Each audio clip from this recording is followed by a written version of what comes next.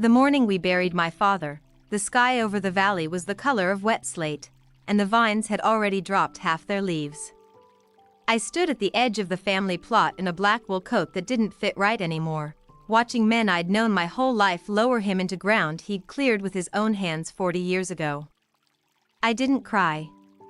I'd used up whatever tears I had 3 weeks earlier, standing in a scorched subdivision 2 states away, filing wildfire damage claims while my phone buzzed with messages I didn't answer fast enough. By the time I called back, he was already unconscious. I told myself the job needed me. I still don't know if that was true. Vivian stood across the grave from me. Veiled, composed, dabbing at dry eyes with a folded handkerchief that never seemed to touch her face. My half-sister has always known how to arrange herself for an audience. Julian stood beside her in a charcoal suit, one hand resting at the small of her back, his expression unreadable in the particular way that meant he was already 3 moves ahead of everyone else at the funeral. We gathered afterward in the tasting room. Because that was the only room in the house big enough to hold what remained of the family, and because Priya Anand, our father's estate attorney, said it felt right to read the will somewhere he'd actually built rather than some office with fluorescent lights. She set a slim leather folder on an old barrel top that still smelled of last year's Pinot, and the whole room went quiet except for the tick of the ceiling fan. I already knew the broad strokes. What I didn't expect was the exact shape of it. He's left the operating company and majority control of the estate to Mara, Priya said, sliding a document across the barrel. 60%. Vivian receives 40% and retains her salaried role as hospitality director. She paused, glancing up. There's a stipulation. No sale, no refinancing, no encumbrance of any kind against the property or the equipment for 3 years, without unanimous written consent of both owners. Vivian's face didn't change right away. That was the tell. My sister's grief was always loud and immediate, the tremor in her voice, the perfectly timed catch of breath. This time there was a half-second of nothing at all, like a held frame in a film, before she reached for her roll again. 3 years, she repeated softly, blinking fast. Dad really thought that far ahead. He thought about protecting the land, Priya said. From market pressure. From debt. From anyone who might need to move fast. Julian's jaw shifted, almost imperceptibly, a muscle working once beneath the skin. He didn't raise his voice. He never did. That's a long window, he said, in the mild, reasonable tone he used when he wanted something and intended to get it eventually. A lot can happen to a business in 3 years that a piece of paper won't wait for. It's what he wanted, I said. My own voice came out flatter than I meant it to, worn down from 36 hours without sleep. We'll make it work. Vivian reached across the barrel and took my hand, her grip cool and precise. Of course we will. We're sisters. This doesn't change anything between us. Her thumb pressed once against my knuckles, a small private pressure, gone before Priya could notice. I wanted to believe her. Some stubborn, exhausted part of me still did, for about 4 minutes, until the reading ended and people started filing out past the fermentation tanks into the gray afternoon.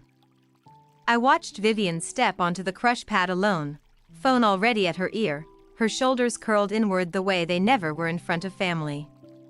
She wasn't calling anyone I recognized from her contacts. The number on her screen, half caught in the reflection off the tank behind her, wasn't saved under a name at all. Her voice dropped to something urgent, almost pleading, words swallowed by the wind moving through the vine rows. Whatever she was telling that stranger on the other end, it had nothing to do with grief. I told myself the phone call meant nothing. Grief does strange things to people, and Vivian had never been transparent about anything in her life, not even as a kid splitting a room with me every other weekend our father insisted on. So instead of chasing her across the crush pad, I did what I always do when something itches at the edge of my attention. I went looking for a paper trail. 3 days after the funeral, I pulled the fall equipment invoices to reconcile against the harvest budget, the way I'd done every October since I was 15 and Dad first let me touch the ledgers. The numbers didn't sit right. A December service call billed twice in the same week, Once through our usual vendor and once through a company I didn't recognize, headquartered in Portland instead of the Valley. Small money. $1,200. The kind of discrepancy a person misses if they're not trained to notice when a pattern breaks its own rhythm. I've spent 6 years reading claims files where a single duplicated invoice was the loose thread that unraveled a $250,000 fraud. I know what it feels like when a number is lying to you. I found Tomas down in the barrel cellar that evening, topping off a row of neutral oak with a glass thief, the way he'd done for my father for almost 30 years. The cellar smelled the way it always had, wet stone and toasted wood and the faint sweetness of fermentation still working itself out in the corners. Tomas didn't look up right away. Your father stopped trusting the filing cabinet about a year before he died, he said, like he'd been waiting for someone to ask. After the stroke scare. He said paper in a drawer is paper anyone can take.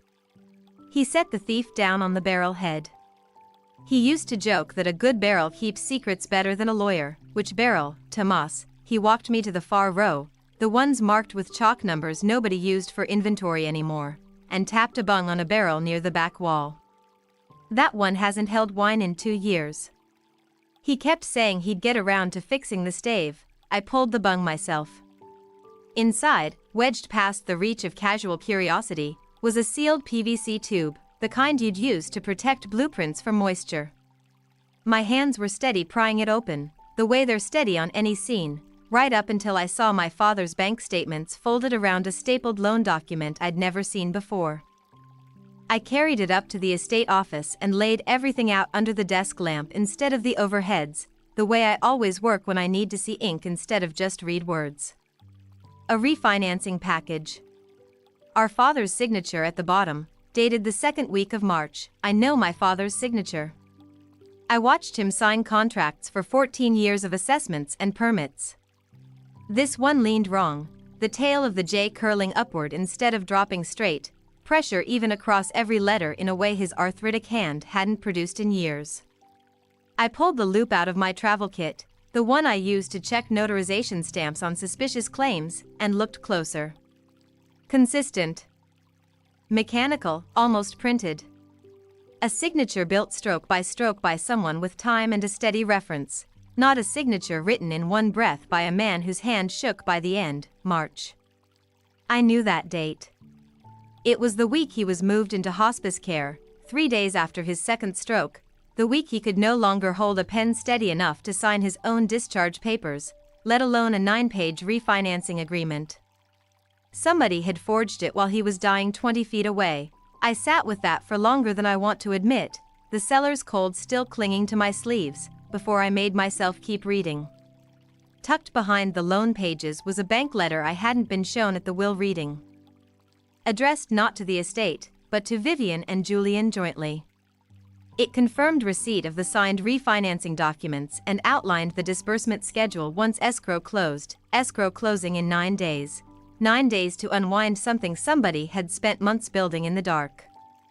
I looked up at Tomas, who was still standing in the doorway, waiting for me to say something that would tell him whether the world he'd worked in for 30 years was still standing. Don't mention this to anyone, I said. Not Vivian. Not Julian. Not Aunt Ruth. He nodded once, slow, the way he nodded at everything that mattered. Your father trusted the barrel for a reason, Mara. I photographed every page before I put it back exactly where I'd found it. Tube resealed, bung reset, chalk mark undisturbed. Whoever had hidden this and whoever was waiting on that escrow to close didn't need to know yet that I'd found it first. The days after the barrel find moved differently than they had before. I kept working, kept smiling at tasting room guests, kept signing off on harvest logistics with Tomas, all while carrying 9 days folded up behind my ribs like a live wire I couldn't set down. Vivian noticed the change in me before I said a word to her. She's always been good at reading a room, better than I am, and she read exactly nothing was wrong, which for Vivian only ever meant she needed to test that theory. It started small. A comment to one of the tasting room hosts about how tired I looked. How the stress of the estate must be getting to me. Then it spread to Aunt Ruth, our late mother's sister, who called me on a Tuesday afternoon while I was elbow-deep in fermentation readings. Vivian's worried sick about you, Ruth said, her voice pitched with the particular gentleness people use right before they ask you to give something up. She says you've been shutting her out of decisions. Going through paperwork behind closed doors. Honey, grief does strange things. Maybe it's time to let your sister carry some of this. I didn't correct her. I didn't tell her that the paperwork I was going through behind closed doors had my father's forged signature on it. I said I was fine. That Harvest was demanding that I'd loop Vivian in when there was something to loop her in on. Ruth didn't sound convinced. She'd already made up her mind about which sister to believe, and it wasn't the one who'd been gone 18 months chasing wildfire claims while our father got sicker. 3 nights later, someone keyed a long gouge down the side of my truck in the estate parking lot and left the words "Give it back" scratched into the tailgate paint. No note, no witness. Just enough damage to feel personal and just vague enough that I couldn't prove who'd done it, or even prove it was about the will at all. I called Walt Pruitt that same night. He'd spent 30 years as the county fire marshal before he retired.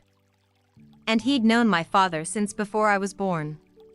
He came out the next morning in his work jacket, looked at the tailgate for a long minute, and didn't ask me what it meant. He just asked what I wanted to do about it. I want eyes on this place that nobody else knows are here, I told him. We spent that afternoon installing weatherproof cameras disguised as irrigation sensors along the vine rows nearest the main house, plus 2 more tucked into the eaves above the estate office and the barrel cellar entrance. Walt knew where the blind spots were better than I did. 30 years of investigating fires teaches you exactly where people think they're safe. By evening we had coverage on the office door, the cellar entrance, and the gravel turnaround where anyone would have to park to reach either one. Nobody sees this footage but you, Walt said, coiling the last length of cable. Not the sheriff, not a lawyer, not your sister. Not till you're ready. I told him that suited me fine. The whispering campaign kept building anyway. By the end of the week, 2 of our longtime wine club members had quietly asked Tomas if I was doing all right, if the stress of running things alone was too much for me. Vivian never said a cruel word to my face. She didn't have to. She just kept planting the idea that I was unraveling, that someone ought to step in before I did something rash with Dad's legacy. I was in the estate office late that Thursday, reconciling the harvest ledger against the numbers I still couldn't stop checking, when my phone buzzed with a text from a number I didn't recognize. You're making this harder than it needs to be. Sign the release Vivian sent you and none of this gets worse. You don't want to find out what worse looks like. I read it twice. Then I opened my camera roll and took a screenshot, the same instinct that had me photographing the loan documents in the cellar, and dropped it into a folder I'd started keeping just for this. Whoever had sent it knew exactly what release they meant, which told me something I hadn't wanted confirmed yet. This wasn't just Vivian's worry talking. Somebody on the other end of that message already knew precisely how much was riding on my signature, and how many days were left before it stopped mattering whether I gave it or not. The message sat there on my screen long after I put the phone down. The kind of thing you can't unsee once you've read it twice. I didn't sleep that night. I sat at the estate office desk with the lights off except for the desk lamp, running through everyone who could have known about a release document Vivian hadn't shown me, and only one name kept surfacing. I called Dana Kessler the next morning before the tasting room even opened. Dana and I had gone through the same forensic accounting certification program years ago. Back when I was still cutting my teeth on wildfire claims, and she was building a name for herself untangling shell companies for insurance litigators. She didn't do favors often, but she owed me one from a case in Medford, and I called it in without apology. Send me everything, she said, when I told her what I'd photographed in the cellar. Every page. Don't summarize it for me, Mara. I want the notarization stamp especially. It took her 4 days to call back, and when she did, her voice had the flat, careful tone she used when she'd found something she didn't like. The notary who stamped this refinancing package doesn't exist, she said. Not anymore. Her license was surrendered 11 months ago after a state board investigation into a restaurant group in Bend that filed for bankruptcy owing $400,000 to suppliers. Guess whose name is attached to that restaurant group? I already knew. I said it anyway, because some part of me needed to hear it out loud. Vivian's the guarantor of record, Dana said. But Mara, listen to me. The loan officer who processed this whole package, the one who waived the in-person signing requirement because the borrower was, quote, recovering from a family loss, that's not standard. Somebody greased that waiver through. And the wire instructions on the escrow account aren't tied to Vivian's name at all. They're tied to a holding entity registered to Julian. I sat with that for a long moment, the fermentation tanks humming faintly through the wall behind me. I'd spent weeks assuming Vivian was drowning and grabbing at whatever kept her head above water. I hadn't considered that someone might have handed her the anchor. He set this up, I said. He built it, Dana said. Vivian's desperate enough to sign whatever gets put in front of her. But this took months of groundwork. Somebody found a notary willing to backdate a stamp. Somebody found a loan officer willing to skip a signing requirement. Somebody structured the disbursement account so the money never touches Vivian's name at all. That's not panic, Mara. That's planning. I thought about Julian at the will reading, standing perfectly still while Vivian's face gave everything away. I thought about how rarely I'd ever heard him raise his voice, how every conversation with him felt like watching someone count cards at a table where nobody else knew the game had rules. How long until escrow closes? I asked. Though I already knew the answer was shrinking every day I didn't act. 9 days from the letter you found me, minus the 4 it took me to get back to you, Dana said. Call it 5. Maybe less if they push to accelerate once they sense you're circling. You need to talk to a lawyer about an emergency injunction, and you need to do it before the close of business tomorrow, not after harvest, not after the weekend. I told her I would. I meant it. But even as I said the words, I was doing the math on fermentation schedules, on the Pinot that needed punching down twice a day, on the crew Tomas had booked for the crush that couldn't wait for a courtroom's calendar no matter how urgent my calendar had become. The harvest didn't know we were at war. It just kept ripening. I stayed at the desk long after Dana hung up, staring at the spreadsheet she'd sent, the shell entity's formation date lining up almost to the week with Vivian's restaurant bankruptcy filing. Whoever built this hadn't been improvising.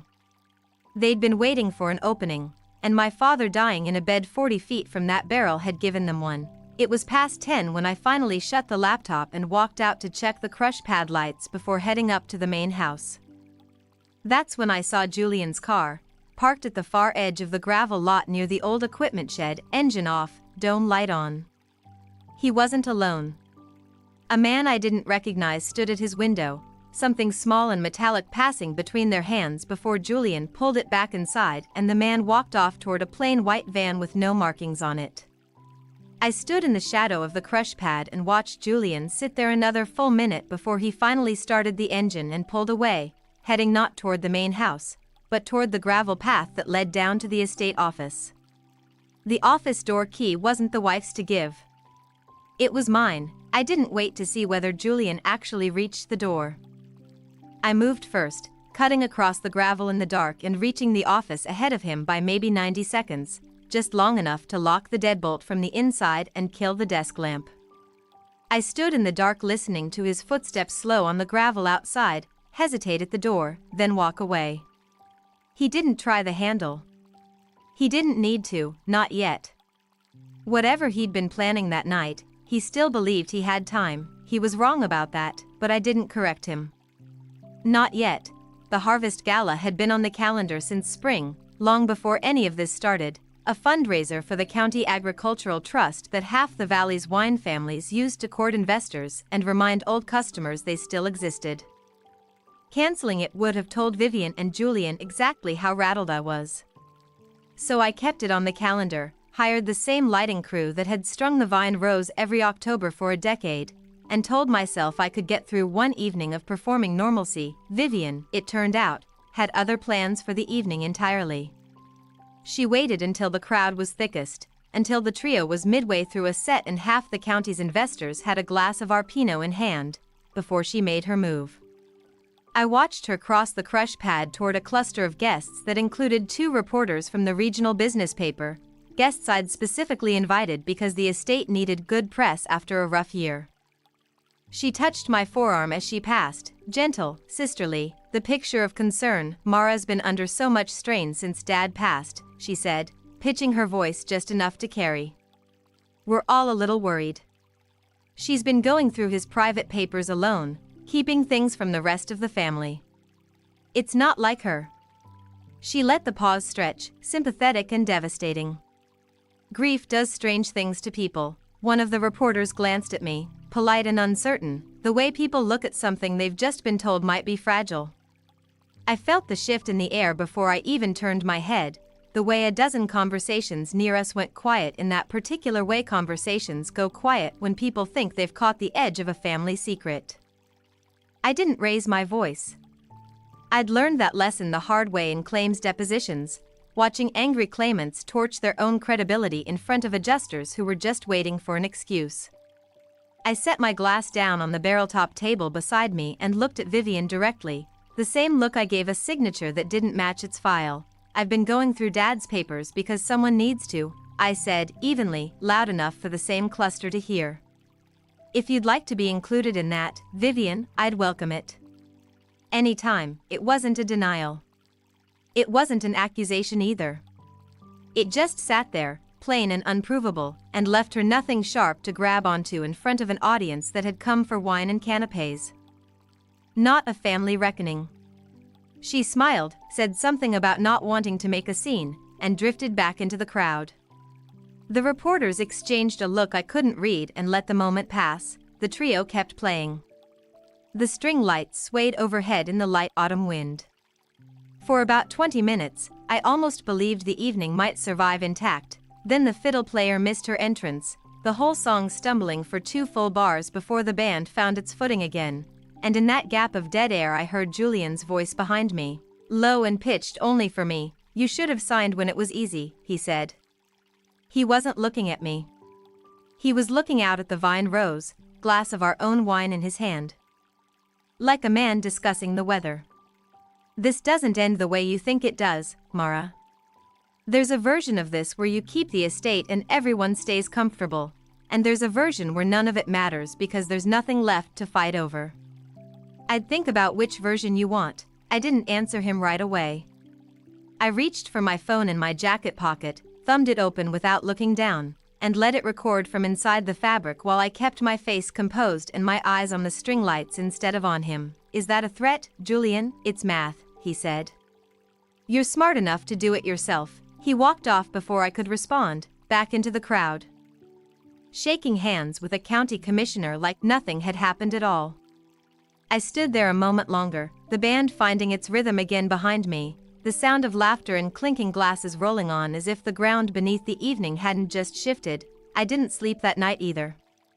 I drove straight from the gala to Priya Anand's office, the estate attorney's porch light still burning because I'd called ahead and told her it couldn't wait until morning. We filed the emergency injunction before midnight, a request to freeze any transfer or encumbrance on the estate pending review of the refinancing package, timestamped and logged before Julian or Vivian had any idea it existed. Before I left Priya's office, I forwarded the audio to Dana with a single line, "He doesn't know I got this on tape yet." Her reply came back within the minute. "Keep it that way. And Mara, that's not just a threat. That's a man losing patience with his own timeline. Watch yourself." The injunction went into effect the next afternoon, a court order freezing any transfer of the estate pending review. I expected Julian to go quiet after that, to consult a lawyer and start looking for an exit that didn't end in handcuffs. Dana's warning stayed with me instead. A man losing patience with his own timeline doesn't get careful. He gets reckless. 2 nights later, at 11:15. My phone buzzed on the nightstand with an alert I'd hoped I'd never need. Motion detected, estate office. I was awake in seconds, pulling up the feed Walt and I had wired into the eaves weeks earlier, back when a keyed truck and an anonymous text were the worst of what I thought I was dealing with. The office door stood open. A shape moved inside, backlit by the glow of a phone flashlight, working fast through the file cabinet where I kept copies of everything Dana and I had built. I didn't need to see his face to know it was Julian. Nobody else had a reason to be there at that hour. and nobody else moved with that same contained, methodical calm even when he was committing a felony. I called Walt before I even had my boots laced. "He's in the office." "Get out here, 5 minutes," Walt said. I could already hear his truck door. I didn't go in alone. I've read enough claims files on people who confronted intruders themselves to know how those stories usually end, and I wasn't going to hand Julian an excuse to claim self-defense against a woman who surprised him in the dark.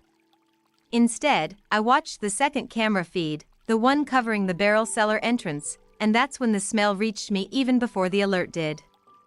Smoke. Julian had moved from the office to the cellar, and he wasn't there to steal anything.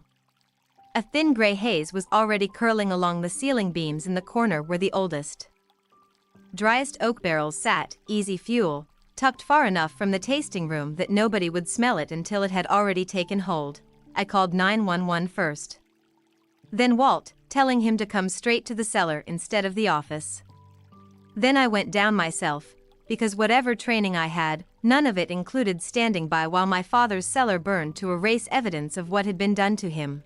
The heat hit me before the smoke did, a dry crackling warmth radiating off a spreading line of flame that had caught along a stack of old cardboard packing crates Julian must have piled against the barrels as kindling. He was still there, crouched at the edge of it, feeding in more paper. His face lit orange and utterly calm, like a man tending a campfire instead of destroying evidence of a federal crime. "Julian." My voice came out steadier than I felt. "Fire department's already on the way." So is Walt. He didn't look panicked. That was the worst part. He looked almost satisfied, like a plan finally executing on schedule. "You should have taken the money when it was offered," he said, not moving from the fire. None of this needed to happen. I didn't approach him. I didn't try to wrestle him away from the flames or grab whatever he'd used to start it. I backed toward the extinguisher mounted by the stairs, pulled it free, and started working the edge of the fire nearest the barrels. Buying time instead of picking a fight I had no training to win. Smoke thickened fast in that low stone room, biting at my throat, and somewhere above us I heard the cellar door bang open and Walt's voice shouting my name. He came down with a second extinguisher and hit the fire from the other side. And between the two of us we had the worst of it knocked down before the flames reached the barrels themselves, leaving only smoke and scorched wood and one ruined stack of file boxes that Julian had clearly meant to burn along with everything else. Walt turned toward Julian, who hadn't moved, hadn't run, hadn't even tried to hide what he'd been doing. "Sheriff's 2 minutes out," Walt said. "Fire department's coming in behind them. You want to explain this to them, or you want to explain it to Mara first?" Julian didn't answer either of us. He sat back against the stone wall, still watching the last curls of smoke rise off the ruined boxes, like a man who'd already accepted the ending and was only waiting for the paperwork. That's when I heard footsteps on the stairs behind me, fast and uneven, and Vivian's voice before I even saw her face. "Julian?" "What's?" She stopped in the doorway, taking in the smoke, the extinguisher foam, her husband sitting against the wall with soot on his hands and no explanation offered. For a long moment nobody said anything. Then Vivian looked at the scorched boxes. And something in her face changed, some final calculation completing itself behind her eyes. "That's the loan file," she said quietly, not to Julian, not to me, just out loud, like she was hearing herself say it for the first time. "You were burning the loan file." Julian still didn't answer her. Vivian turned toward me, and when the fire marshal's truck pulled into the gravel lot moments later, headlights sweeping across the cellar entrance, and a deputy stepped out behind him, she was already talking, already saying the word forgery before anyone had asked her a single question. Vivian's admission that night didn't end things as cleanly as I'd hoped. The deputy took her statement on the spot. But statements made in the smoke and adrenaline of a fire scene aren't the same as sworn testimony. And the district attorney's office spent the better part of 2 weeks deciding exactly what to do with two defendants who told two very different stories about who was responsible for what. Julian's attorney tried to frame the fire as a moment of panic. A man overwhelmed by grief and financial pressure who'd made one catastrophic decision under duress. It didn't hold. Dana's financial trail, the forged notarization, the shell entity registered in his name, the months of groundwork documented in emails his own lawyer hadn't known existed. All of it painted a picture of premeditation that no panic defense could survive. He pled guilty to arson and financial fraud rather than risk a jury seeing the full timeline. 12 years, with the possibility of parole after 8, plus restitution to be determined at a separate hearing once the estate's losses were fully calculated. Vivian's case moved differently. She'd been the guarantor of record, the name on paper that made the whole scheme possible, but Dana's forensic work had drawn a clear line showing she hadn't built the machinery herself. Her attorney negotiated a plea to conspiracy and forgery, 3 years with possibility of early release, full restitution to the estate, and a cooperation agreement that required her testimony against Julian if his case ever went to trial. I sat through both preliminary hearings from the same hard wooden bench in the same county courthouse, watching two people I'd once called family answer to a judge in flat, rehearsed voices. Neither hearing gave me the satisfaction I might have expected. There was no dramatic reveal, no gasping gallery. Just paperwork, calendars, and lawyers speaking in a language built to strip emotion out of consequence. Aunt Ruth found me in the hallway after Vivian's hearing, standing near a vending machine with her coat still buttoned against the chill outside. She looked older than she had at the funeral, smaller somehow, the certainty she'd carried when she told me to step back and let my sister handle things now visibly gone. I believed her, Ruth said, not quite meeting my eyes. I should have asked more questions before I told you to give up ground you already had. I'm sorry, Mara, I didn't rush to forgive her, and I didn't perform anger either. You believed the version that was easiest to believe, I said. I understand why. I'm not interested in cutting you out of my life over it. But I need you to trust me the first time, next time. Not after the truth already forced your hand, she nodded, and something in her face suggested she understood the difference between an apology and an actual change. It wasn't reconciliation exactly. It was an opening, one I'd decide later whether to walk through further. The uncertainty that followed me longest wasn't legal. It was whether Vivian would actually cooperate the way her plea agreement required, or whether some old loyalty to Julian, some last thread of the marriage that had built this whole disaster, would make her soften her testimony when it mattered. Dana warned me not to assume either way. People surprise you right up until the moment they don't, she said. Don't relax until the ink's dry on his sentencing. I spent most evenings that month at my father's old desk in the estate office, working through the plea paperwork Priya sent over for review, restitution schedules, insurance claims on the fire damage, the slow unglamorous machinery of putting a business back together after someone had tried to burn its foundation down. The desk still smelled faintly of him, cedar and old paper, and some nights I'd catch myself talking to him under my breath the way I used to when I was a kid working through math homework at that same surface. The sentencing hearing for Julian was set for 6 weeks out. Vivian's for 4.